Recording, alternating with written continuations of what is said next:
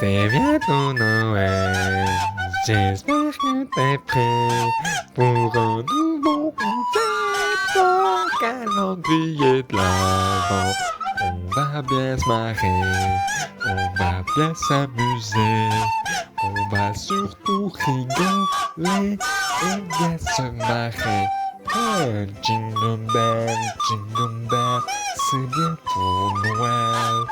Je fais de la prof, je sais pas ce que je dis, mais je sens que c'est légendaire. Oh, jingle bells, je suis en roue libre. Ça va être fun et rigolant, nouveau générique. Eh bien, salut à toi Zaknote, ici Machikouli pour une nouvelle vidéo.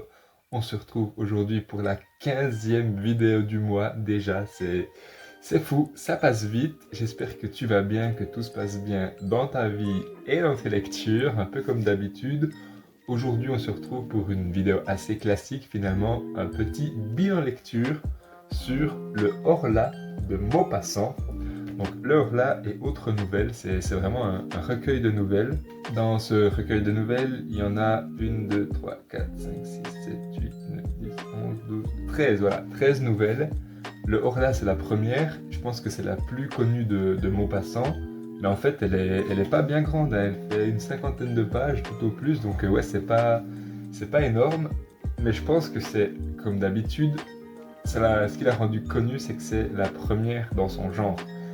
En fait, le Horla, c'est l'histoire d'un mec qui devient, ben, au fil de l'histoire, qui devient fou en fait. On dit qu'il a une maladie mentale, je sais pas trop ce que c'est exactement parce que je suis pas expert là-dedans. Et il devient fou et en fait, le Horla, ça symbolise un être qui voit qui est hors de lui, donc il est hors là, voilà. Et cet être, il le rend complètement fou. On ne sait pas vraiment si c'est un fantôme, si c'est dans sa tête. Enfin, on n'arrive pas trop à comprendre comment lui le perçoit. Et voilà, ici derrière, ils disent que c'est c'est le des premiers Maupassant à décrire. Il n'y a pas vraiment marqué ce que je voulais dire. C'est super. Bref, c'est le premier à écrire sur la folie humaine un peu, donc voilà, c'est pour ça que cette nouvelle, cette nouvelle-là est connue. Moi, j'ai trouvé cool, je l'ai pas trouvé incroyable non plus, mais elle était chouette. Et je vais un peu te raconter les autres nouvelles, ce que j'en ai pensé. Alors le Horla, ben voilà, je t'en ai dit. Amour, c'est une nouvelle de 10 pages, je me souviens plus ce que c'est. Le trou, c'est assez marrant, c'est l'histoire d'un mec on suit le procès d'un mec, parce qu'il était allé pêcher, il avait trouvé un super endroit pour pêcher des poissons à foison, et il y a un autre mec qui est arrivé, alors que le premier il allait tous les dimanches, l'autre mec il est arrivé, et grosso modo ils se sont battus, et il l'a tué, donc voilà, c'est pour ça qu'il est jugé. C'était une nouvelle assez drôle, à part la fin qui est tragique. Clochette, donc c'est l'histoire en fait ça raconte l'histoire d'une meuf, qui était super belle, qui s'est mariée, mais enfin qui vivait une histoire d'amour, mais qui a dû s'échapper dans le grenier pour échapper à quelqu'un, je me souviens plus trop, bref. Et suite à ça, pour s'échapper, elle a dû sauter du grenier, elle s'est défigurée, elle s'est pété la guibole, et après elle boite. Donc en fait c'est l'histoire d'une très vieille femme moche et laide et boiteuse et tout ce que tu veux, qui avant dans sa jeunesse était très belle avant cet accident. Et là c'était très triste quand la fin de cette nouvelle, j'étais très triste pour Clochette. Le marquis de Fumerolles, c'est l'histoire d'un vieux qui décède, je sais plus trop, ça m'a pas vraiment marqué. Le cygne, c'était assez drôle, enfin c'est assez cocasse.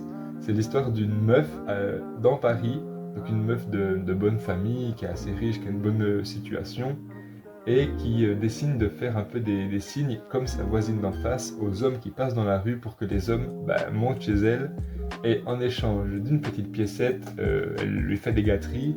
Donc voilà, je savais pas que ça existait, ça, c'était de la prostitution, mais depuis les fenêtres, donc j'ai appris un truc. Le diable, je sais plus ce que c'est. Les rois, c'est l'histoire de... C'est pendant la guerre entre la France et la Prusse, je crois, si j'ai bien tout capté de quand ça se passe dans l'histoire avec un grand H.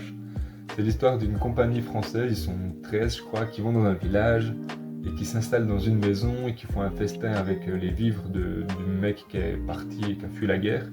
ils font un festin là et ils veulent passer une chouette soirée avec des femmes.